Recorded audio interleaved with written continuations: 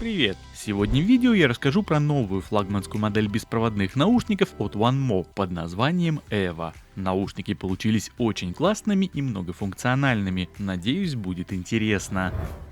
Итак, в черной матовой коробке тебя сразу встречает зарядный кейс с уложенными в него наушниками, в моем случае белого цвета, а также стандартная комплектация в виде коротенького кабеля для зарядки и сменных насадок. Что характерно, амбушюр здесь 4 пары, помимо надетых на сами наушники. Все они отличного качества и очень удобные. Менять их на сторонние в 99% случаев тебе не придется, главное выбрать подходящий размер. Помимо всей периферии, не забыли здесь и про мультиязычную инструкцию. Для кого это важно, русский язык там присутствует. Зарядный кейс имеет небольшие габаритные размеры, тактильно приятный на ощупь и при этом отделан металлом. Да, на видео скорее всего этого будет не видно, но как крышка, так и основной корпус покрыты алюминиевым сплавом. Оттого, кстати, кейс приятно холодит и слегка тяжелит руку. Логотип сверху — это как раз таки гравировка с тиснением на этом металле. Петля в крышке установлена пластиковая со встроенным в нее доводчиком. Кнопку сопряжения и сброса на этот раз поместили не снаружи, а внутри футляра, между посадочными местами самих наушников.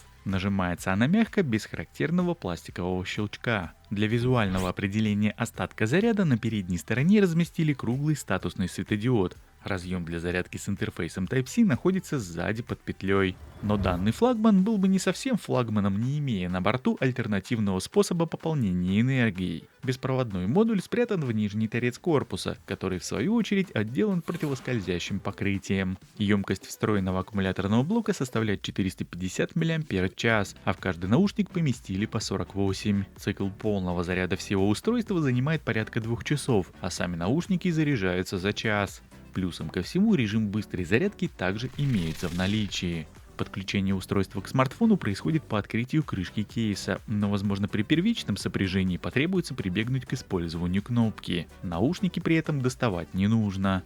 После подключения ими можно пользоваться как вместе, так и по отдельности. Если говорить в целом по кейсу, то сборка великолепна, ровно как и в самих наушниках. Все детали подогнаны отлично, никаких неприятных стыков и недоработок здесь нет. Основной пластик по корпусу наушника использован полуматовый, а сенсорная область отделана металлической рамкой и имеет глянцевое покрытие. Как гласит описание, это керамическая панель. Статусные диоды, встроенные в данную область, во время работы не мигают, горят только в кейсе в процессе зарядки и сопряжения. Сетки звуководов, а также основных микрофонов выполнены в виде металлических перфорированных пластин, интегрированных в корпус. На внутренней стороне каждого из наушников установлены инфракрасные датчики автопаузы. По умолчанию они работают в обе стороны, но в фирменной программе OneMo Music можно настроить их работу или отключить вовсе. Приложение доступно как в Google Play Market, так и в App Store для iPhone. Программа полностью переведена на русский язык, и интуитивно разобраться в ней не составит большого труда. Но тем не менее, как обычно, я расскажу про основные моменты, ведь функций в сравнении с предыдущими моделями у наушников прибавилось.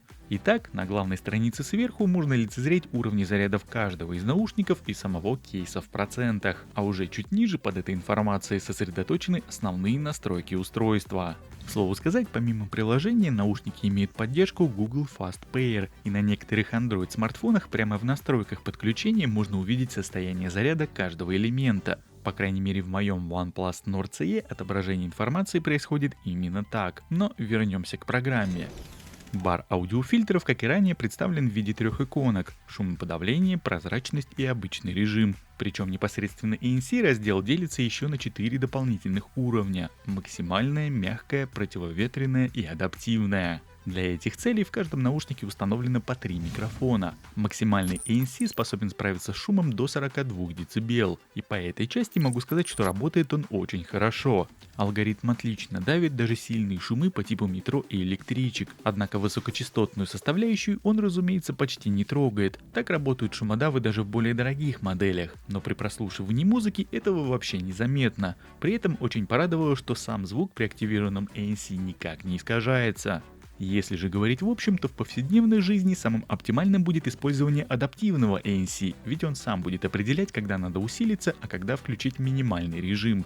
Так и для слуха будет комфортно, да и заряд аккумуляторов продержится дольше. Конечно же, во время путешествия на самолете или поезде лучше выбирать сценарий вручную. В этом случае я бы склонялся к максимальному уровню подавления. Обратная сторона шумодава режим прозрачности, как я озвучивал ранее, имеет два сценария – обычный и усиление голоса.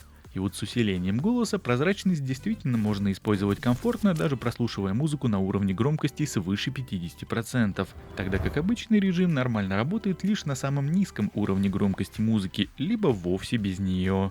Тем не менее, данные опции работают здесь полноценно и вопросов по ним у меня нет. Переключение между фильтрами зашито на одинарное касание с удержанием сенсора и сопровождается системной озвучкой без голоса.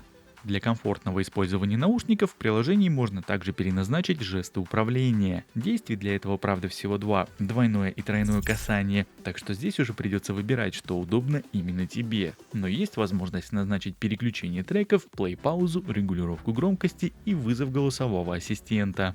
Сенсор работает корректно, отзывчиво, а мисклики сведены к минимуму. Тем не менее, лично я бы не отказался и от дополнительного одинарного тапа с возможностью, к примеру, его отключить. И пусть уже пользователь решает, надо оно ему или нет, зато управлять плеером можно было бы полноценно.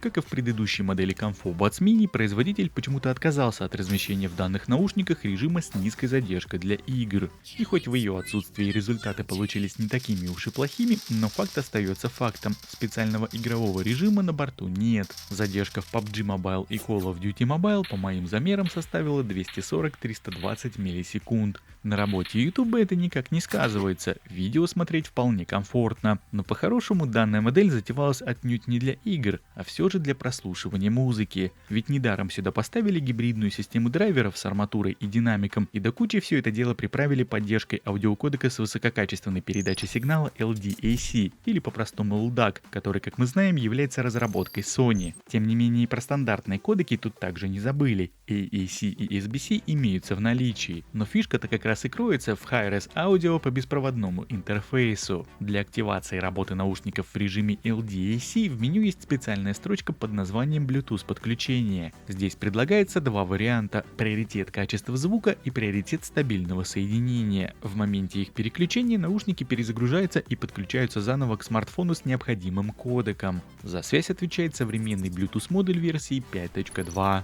С моими смартфонами OnePlus Nord CE и Realme Narza 30 наушники стабильно работают по кодеку LDAC, однако в силу того, что данный аудиокодек способен передавать много информации, лучше использовать его в каких-то более спокойных локациях, дабы обеспечить максимальную стабильность, а вот в людных местах есть вероятность кратковременных обрывов. Здесь, правда, хотелось бы отметить, что лично я за все время использования почти не переключался и слушал музыку с максимальным качеством, хоть и находился при этом в различных локациях. One More Evo звучат просто превосходно. Я очень люблю, когда производители используют гибридную связку драйверов, ведь при таком подходе почти всегда в частотной картине ничего не теряется. В случае с Evo все так и произошло. Отлично сбалансированная частотка без потерь.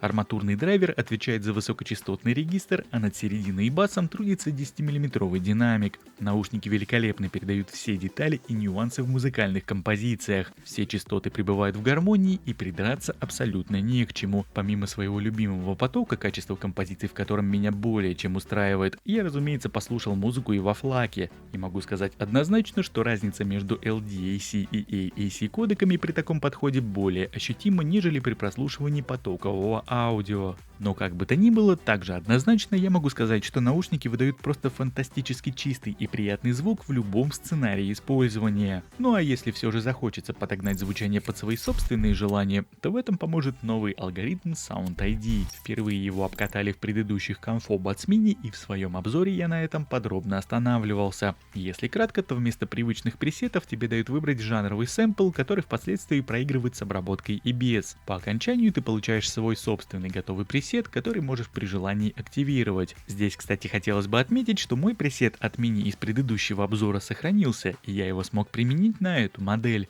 Звук стал прилично басовитым, и я бы даже сказал, что басхэдным, так что могу сделать вывод, что возможностей для настройки здесь хватит на любой вкус. Рассказывая о звуке в этих наушниках, также не могу не отметить встроенный прогрев драйверов посредством собственных ресурсов. Как и всегда, процесс протекает в 4 этапа и суммарно занимает 120 часов, не считая перерывы. но лично я греть их вообще не стал. Звук из коробки меня порадовал сразу, ровно как и запас по абсолютному уровню громкости. Его здесь точно хватит всем, наушники не тихие. К слову сказать, свой тест автономности я проводил как обычно на 100% громкости в режиме аудиокодека LDAC, и мой результат составил ровно 5 часов с выключенным шумодавом. А вот цифры, представленные в промо, судя по информации со звездочкой, это 50% громкости и AAC кодек. Что же касается меня, то лично я доволен тем, что получилось, и считаю такой результат более чем отличным.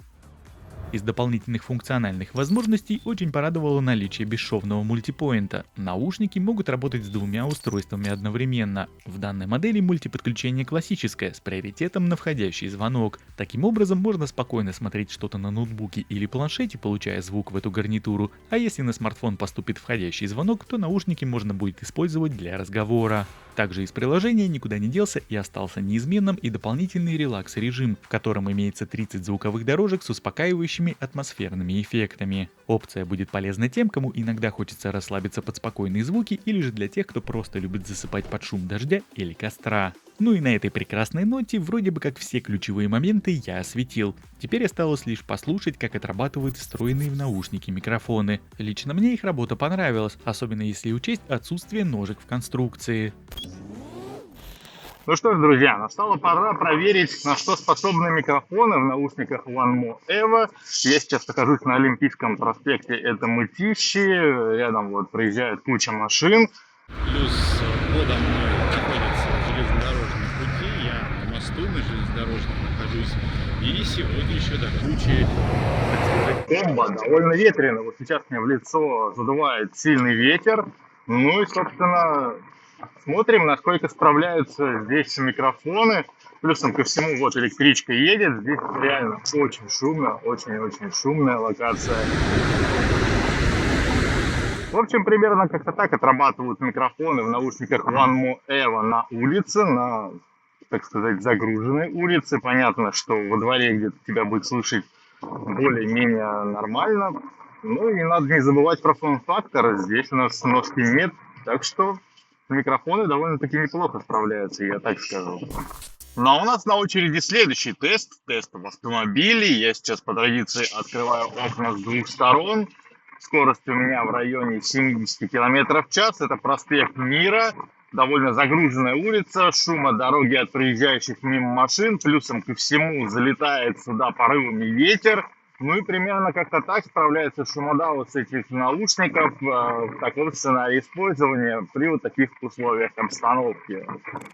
Ну а вот еще один тест работы микрофонов в наушниках OneMo EVO. Я уже нахожусь в ТЦ. то есть это тест в помещении, и вот в помещении тебя будет Слушай, собеседник примерно как-то так по телефону, если ты будешь с ним разговаривать с помощью данной гарнитуры.